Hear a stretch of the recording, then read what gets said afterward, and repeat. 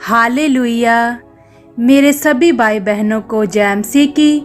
आज का मेरा वीडियो हर एक विश्वासी भाई बहन के लिए बहुत ज़रूरी है।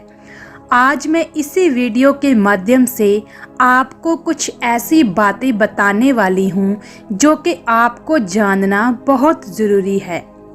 हर एक व्यक्ति के मन में ये सवाल भी रहता है जिस विषय में मैं आज बात करने वाली हूँ। जो आज विषय है वो ये है कि क्या मसीही लोगों को शादी में नाचना चाहिए कि नहीं? क्या मसीही लोग शादी में डांस कर सकते हैं या नहीं? बहुत सारे लोग जानना चाहते हैं इस बारे में, क्योंकि बहुत सारे मसीही लोग शादी में डांस करते हैं। तो आपके मन में ये सवाल आ जाता है कि बाइबल इसके बारे में क्या कहती है। आज मैं वचन के आधारित बताऊंगी कि जो लोग डांस करते हैं उन्हें करना चाहिए और जो नहीं करते हैं उन्हें करना चाहिए या नहीं। तो आप इस वीडियो को ध्यान से देखिए और हर एक वचन को समझने की कोशिश कीजिए। तो आइए इस वीडियो को शुरू करते हैं। मेरे प्रिय जनों, सबसे पहले मैं आपको बता देना चाहती हूँ। सबसे पहले हम एक वचन को देखेंगे, भजन संहिता 150 उसकी 4 आयत से, जिसमें लिखा है, डफ बजाते और नाचते हुए उसकी स्तुति करें, तार वाले बाजे और बांसुरी बजाते हुए उसकी स्तुति करो। जाने के परमेश्वर की स्तुति करने के लिए जहाँ पर इंस्ट्रूमेंट बजाने की बात हो रही है, डफ बजाने की बात हो रही है, बांसुरी बजाने की बात हो रही है, तार वाले वीणा बजाने की बात हो रही है, तो ये सारी चीज़ें होने के बाद भी परमेश्वर के वचन में ये भी लिखा है कि नाचते हुए उसकी स्तुति करें। तो मैं ये क्लियर करना चाहती हूँ कि मैं ये बताने नहीं बैठी हूँ कि नाचना पाप है। जी नहीं, मैं ये नहीं कह रही हूँ कि परमेश्वर की स्तुति में नाचे ना, डांस ना करें। बिल्कुल परमेश्वर को महिमा दीजिए। इसलिए मैं आपको इस वचन से बताना चाहती थी कि हमें डांस किस प्रकार और कहाँ करना है। तो यहाँ पर साफ साफ लिखा है कि डफ बजाते और नाचते हुए उसकी स्तुति करें, तार वाले बाजे और बांसुरी बजाते हुए उसकी स्तुति करें। तो ये करना भी चाहिए, क्योंकि परमेश्वर को महिमा देना हमारा काम है। लेकिन मेरे प्रियो, आज के समय में जो कुछ हो रहा है, आजकल लोग परमेश्वर की महिमा के लिए इतने उत्साहित नहीं होते। पर बहुत सारे ऐसे मेरे मसीह भाई बहन जब शादियों में जाते हैं या अपनी शादियों में डीजे वगैरह लगाते हैं, आप चलकर देखिए उस डीजे पर कैसे कैसे गाने चलते हैं, वहाँ पर किस प्रकार के गाने चलते हैं।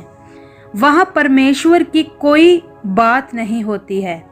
वहाँ शादी है, खुशी की बात है, परमेश्वर की ओर से एक जोड़ा मिलाया जा रहा है, अच्छी बात है। पर जिस तरह से वहाँ पे खुशी के मौके पर लोग डांस करते हैं, वो बिल्कुल भी अच्छी बात नहीं है। परमेश्वर के वचन अनुसार जब किसी को कहा जाता है कि भाई आप विश्वासी हो, डीजे पर मत नाचिए, मसीह होने के बाद आपको यह नहीं करना चाहिए, आपका स्वभाव अब पुराना नहीं है। पर बहुत सारे लोग एक उदाहरण देकर कहते हैं कि वो वचन मैं आपको बताना चाहती हूँ। वो वचन है दाऊद के बारे में। दाऊद ने भी तो डांस किया था, जहाँ तक कि उसके कपड़े भी उतर गए थे डांस करते करते। तो मैं उन लोगों को यह बता देना चाहती हूँ जो दाऊद के बारे में कहते हैं। दाऊद जब डांस कर रहा था, वो पार्टी में जहाँ डीजे लगाकर डांस नहीं कर रहा था। सबसे इम्पॉर्टेंट बात, और दाऊद के डांस को आप शादी के डांस के साथ कंपेयर ना करें। दाऊद जब डांस कर रहा था, अगर हम दूसरा शमूएल 6 अध्याय उसकी 13 आयत से लेकर 15 तक अगर आप पढ़ोगे तो वहाँ पर लिखा है कि दाऊद ने संदूक के आगे डांस किया, लेकिन वो संदूक कहीं एक जगह पर थी जहाँ से वो दाऊदपुर में लाया जा रहा था, यानी कि दाऊद के नगर में जब वह संदूक आ रहा था और जब वो उसको लेकर आ रहा था तो उसकी खुशी इतनी थी परमेश्वर के प्रति, तो वो परमेश्वर की स्तुति करने लगा, महिमा करने लगा परमेश्वर के लिए। तो मेरे प्रिय भाई और बहनों, दाऊद नाचा था परमेश्वर के महिमा के लिए, जो कि पाप नहीं था। मेरे प्रियो, इसलिए हमें डीजे में सांसारिक गानों पर नाचना नहीं चाहिए, क्योंकि पहले हम नहीं जानते थे और हम भी वह सब करते थे, पर अब हमने परमेश्वर को जान लिया है और परमेश्वर का वचन यह भी कहता है कि तुम्हारे मन के नए हो जाने से तुम्हारा चाल चलन भी बदलता जाए।